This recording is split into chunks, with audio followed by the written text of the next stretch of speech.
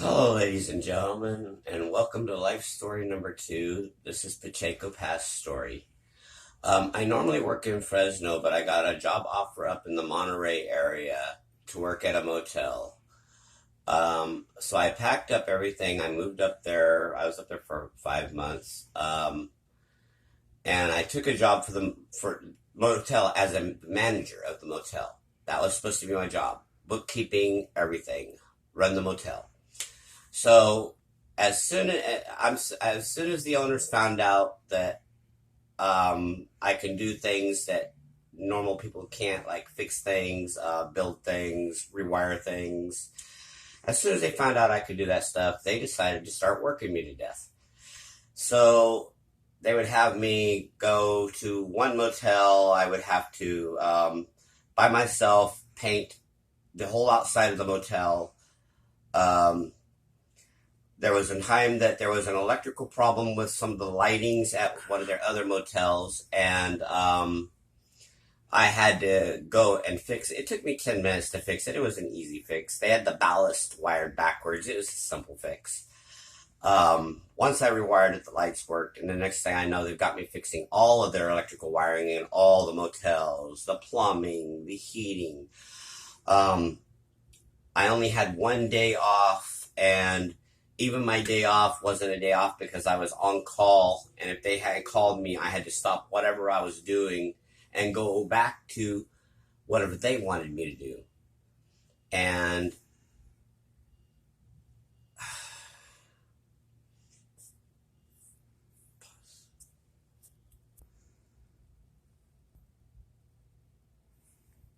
so they were working me so hard, and then they were watching over me. I had no days off. They, their daughter would mess with the books and mess it all up. I'd have to go behind her and fix it, and I got tired of it, and they watched me, well, I already said that. They were really old. They were really old people. And kind of senile. Yeah, kind of senile. They had a really, really big house and two other motels, I think.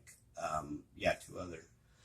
But I got tired of being worked to death by them because even on my days off, I went to the beach, and I got a call to, come back in. We need you to do something. I said, can't you have somebody else do it? Oh, no, nobody else here knows how to do it. You're the only one smart enough to do it. They would say things like that too to feed my ego.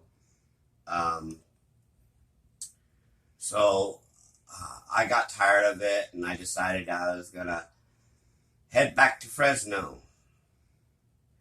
So I went and I got a U-Haul truck, and that's where the fun really began.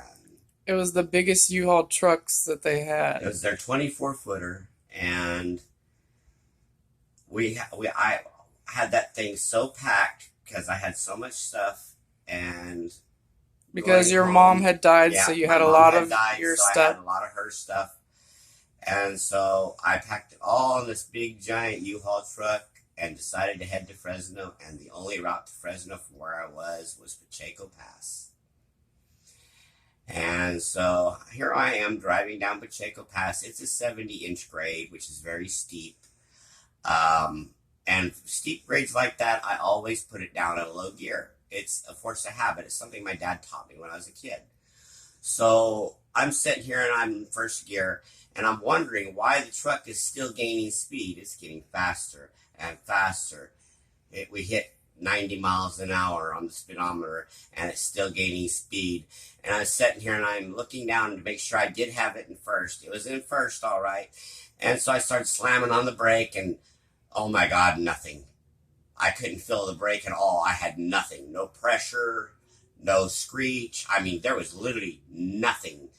The truck was gaining speed, and next thing I know, the speedometer needle is buried into the dash, and I picked up my phone, and I called the person that was behind me, which was my girlfriend bringing me home.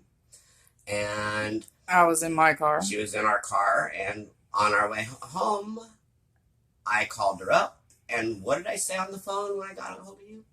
That there's no brakes. I said, what do you want me to do? Get in front of you and slam on the brakes? And I said, No, because if you do that, it'll cut through our car like a hot knife through butter. So then I said, well, what do you want me to do then? And she's sitting back there and she says, how fast do you go? And I said, my needle's buried. I don't know anymore. And she said, well, I can't keep up with you. And I'm sitting here and these cars are on the road and there's groups of them. I mean, literally groups of them. And this is a single lane road, people.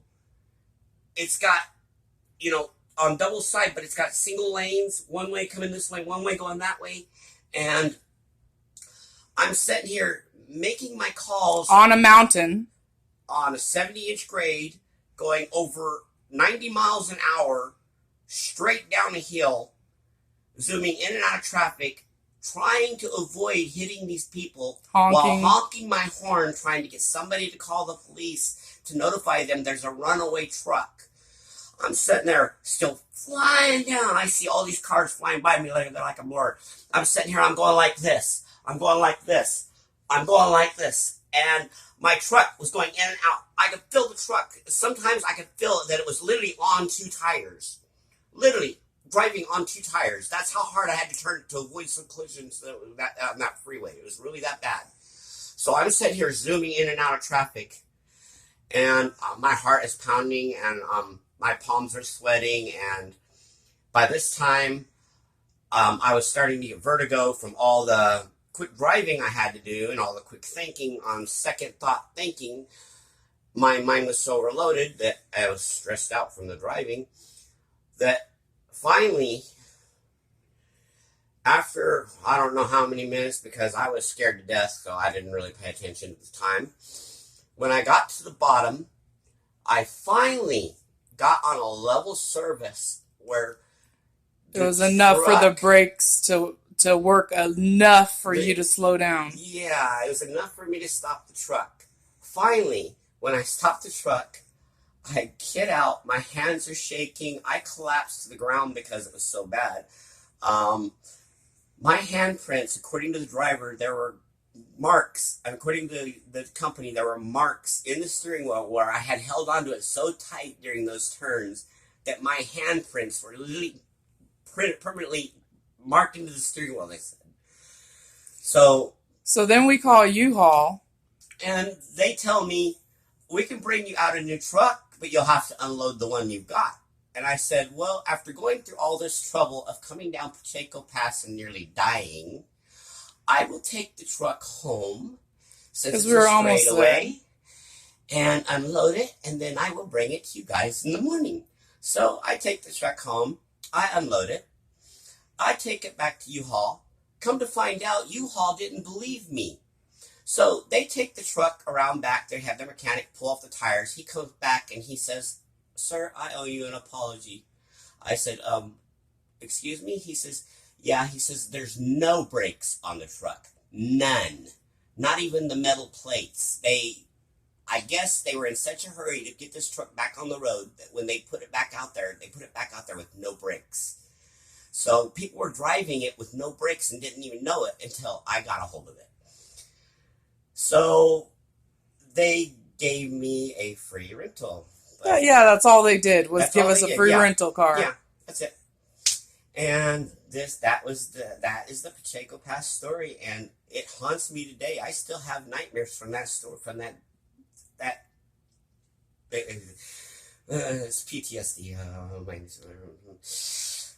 Okay, well, ladies and gentlemen, if you like this video and like my others, please click the subscribe button, and always remember, don't forget to click the bell notification so you'll know when I go live, and thank you, and please be nice.